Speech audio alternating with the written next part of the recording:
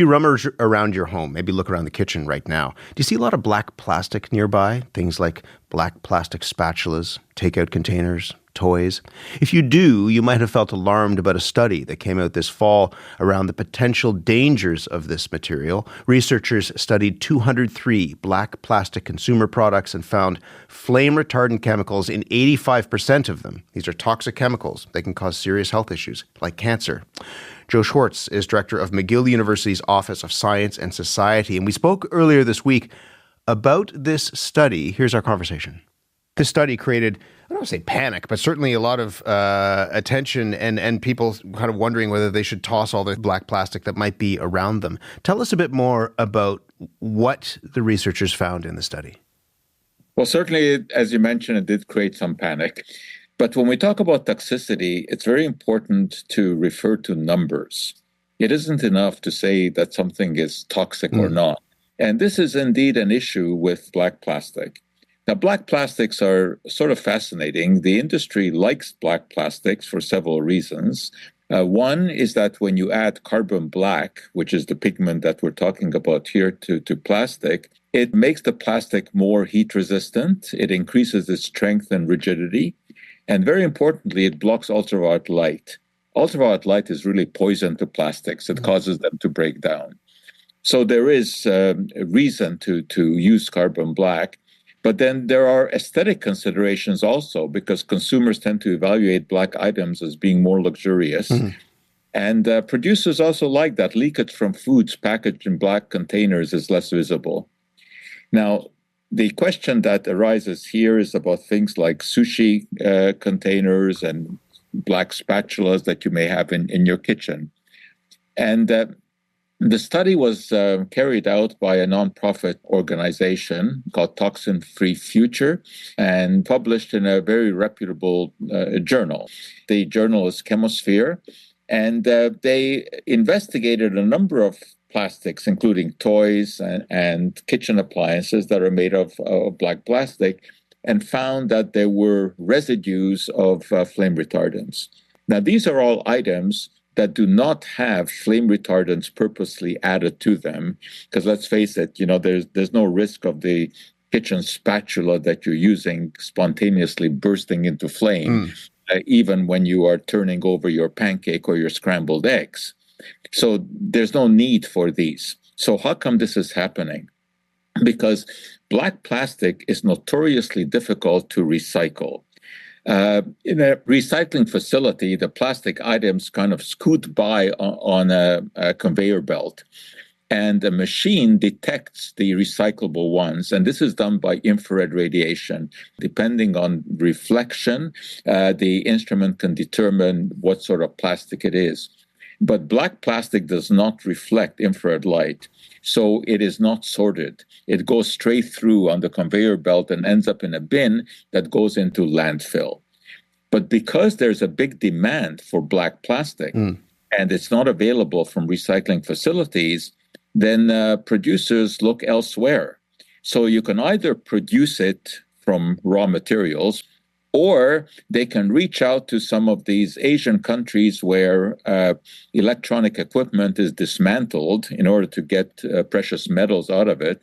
But then they are left with a lot of black plastic, which is found in our computers, our television sets, our cell phones. And some companies will buy this and melt it all down and reformulate it into appliances. And that's how the fire retardants, which of course in TVs and computers are necessary. You sure don't want your TV bursting into flame. No. But then they end up in this plastic, which is all mixed together and melted down and reassembled into the items that we're talking about. So how much of that is leaching out? How much of that flame retardant is leaching out from the toys and the spatulas? That's indeed the question to ask, because toxicology revolves around numbers.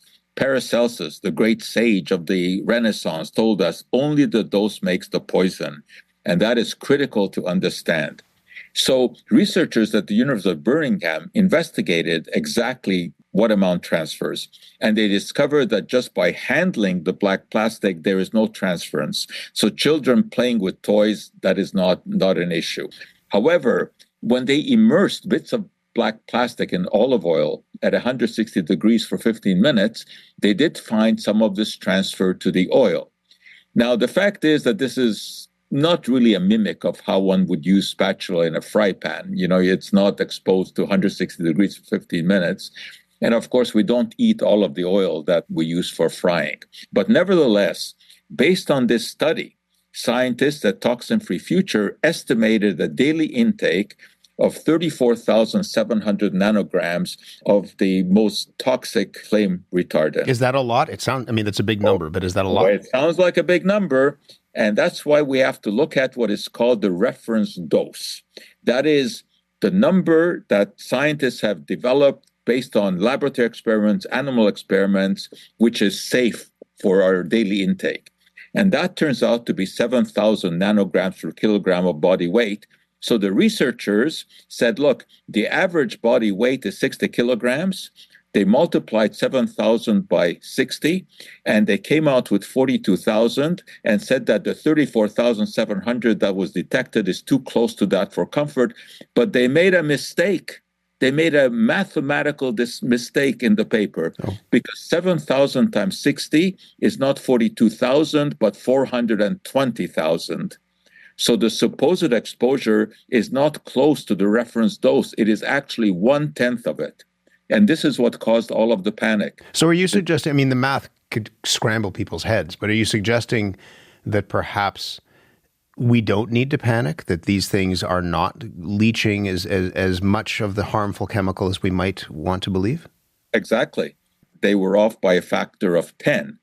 So indeed, the amount that leaches out is not close to the reference level that tells us safety. I don't think anybody would want any of the leaching to come out. We assume that the spatula that you're using, sure, little bits and pieces of it fall off, but generally you don't want to believe that is going to help poison you, or even a small dose. This is true, but we are surrounded by potential toxins, in our life everywhere. The question is whether we are talking about, a flea on the back of an elephant, flicking that off, or talking something that is more significant. Well, in this case, because of this mathematical error, I think we're talking about a very small risk. But that being said, these flame retardants should never be in these items. Why don't we just stop using black plastics? Is there something else that we could use instead of those black plastics that have unnecessary flame retardants in them? Certainly stainless steel is the stuff that we should be using in the kitchen. Very little leaches out of that. You can, even there, if you investigate it, you will find some nickel and some chromium that leaches out. Because the problem is that today, with our analytical chemical techniques, we are adept at picking up substances even down to the part per trillion level. That's the width of a credit card compared to the distance between the Earth and the Moon. When we do a careful analysis of anything, we will always find some potentially toxic substance. That's why numbers are so critical. And you have to make a distinction between things that are very minor risk and things that are of very significant risk. And I think, when you have a scientific paper that gets so much attention, and that attention really is based on, a tenfold error, is a significant mathematical error. So you're actually exposed to 1/10 of what they claim. But in this case, even a minor risk can be avoided because obviously we do have alternatives that do not have any remnants of flame retardants in there. The Canadian government has tried to regulate plastic, including banning certain types of black plastic. The Supreme Court said that was unconstitutional to ban those sorts of plastics. Can we regulate black plastic in Canada? Yes, it's certainly possible to regulate it. Of course, there will be vigorous opposition to that from manufacturers. But I think it is possible to put limits on the amount of residue that can leach out from plastics. But the issue isn't only black plastics. There are other plastics that have, different problems. But banning plastic, obviously, is a non-starter. Our life relies on plastics. Our cars, our airplanes, our hospitals, pharmaceutical and food industries could not function without plastics. I mean, a lot of the clothes we wear are based on synthetic fibers. So there certainly are very significant issues with plastics. And I'm sure you've heard of the concerns about nanoplastics. They're found in every organ in the body because when plastics get into the environment, usually through improper discarding, they eventually break down. And they end up in our water, they end up in our food, and therefore they end up in our body. And these are real concerns. I mean, those are much bigger concerns than, turning over your omelet with a black spatula. So just to end where we started, which was that panic that people felt when they heard about this study. A lot of people went into the kitchen and if they could, cleared out all the black plastics. Should I be throwing out all the black plastic in my kitchen? No, I don't think so. And then, of course, there's the added problem of when you're throwing it out, what happens to it, right? Because many of the older landfills are not properly sealed, and eventually everything in there starts to break down, and it gets into the environment from there. So that the flame retardants that are found in the black plastic that you're throwing out may eventually come back to haunt us through our water and through our food. And, as is almost always the case in science, when you scratch the surface, things are always much, much more complicated than it first appears. And so I think the panic over black plastic is not warranted. But I think we do need to have regulation so that electronic equipment waste does not end up in the plastics, which are food contact materials. Joe Schwarcz, we'll leave it there. Thank you for speaking with us about this. Thank you very much. Joe Schwarcz is director of McGill University's Office of Science and Society. We spoke earlier this week, and after our interview, we also checked the math, and we contacted the authors of the study to ask about that tenfold discrepancy that Joe was pointing out.